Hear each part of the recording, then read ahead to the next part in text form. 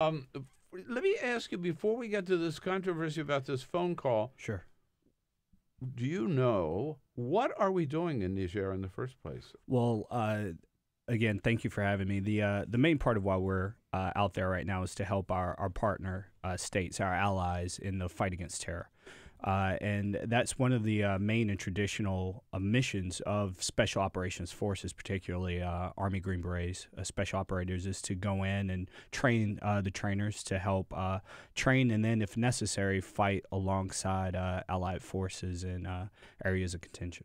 So we're in Niger, we're in... was to train forces from Mali and all of the states Mali, around there. Libya, Yes. wherever that whole... Because that's become sort of the recruiting grounds for ISIS and Al-Qaeda now? Yeah, it's a hotbed of activity is one way to put it. It's recruiting grounds, it's training areas, it's some of these destabilized regions that they have the ability and opportunity to go in and adjust the government and adjust the political forces there, however they need to or see fit in order to continue their own activities worldwide. I checked this morning that this all started under President Obama in 2013 with 100 troops being sent there. We now have 800. Yes. This is all very much under the radar, isn't it? It is very much so, and to some degree,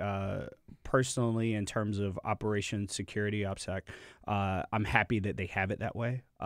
We do, as the American citizens, have both a right and a need to understand and know what our government is doing, where our troops are stationed and located at any particular time. But there is a need to protect the interest of those troops, the mission and the operations there.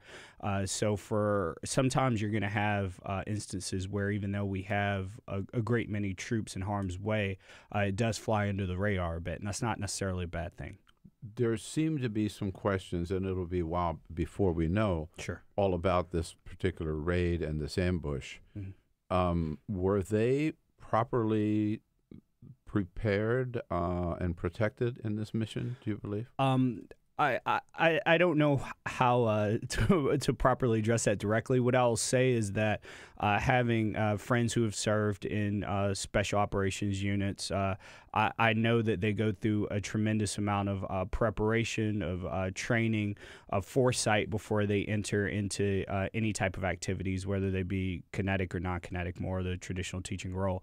So I know on the ground those dedicated soldiers, airmen, Marines, all of them did everything they needed to do to be prepared. The question more strategically, did they have the proper intel? Did they have the proper oversight? That's something that I think a thorough investigation will help bring light to. Right. I'm not being critical. It's just absolutely. CBS reported last night that they had been on the same mission, this same patrol, 29 times in the past and never encountered anybody. Yes. And this time they went out on another, what they thought was going to be routine, and they were told, don't expect to meet anybody this time either. And then suddenly the four of them, and there's no air cover, there are no planes nearby, helicopters nearby, and they're ambushed by 50 ISIS fighters now. Absolutely. Right? And unfortunately we see instances like this in the past with Mogadishu, Somalia, back in the 90s. You see for the situation that Black Hawk Down was based on. You see individuals, Rangers, going out saying, "Hey, it's going to be absolutely routine. You don't need your night optical devices, your nods tonight. We don't need to take extra ammo." And unfortunately, look what happened.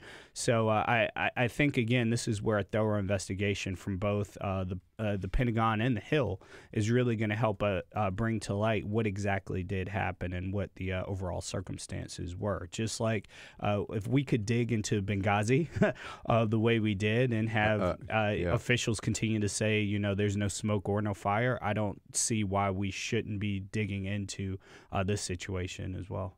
Absolutely, and an excellent point. Now,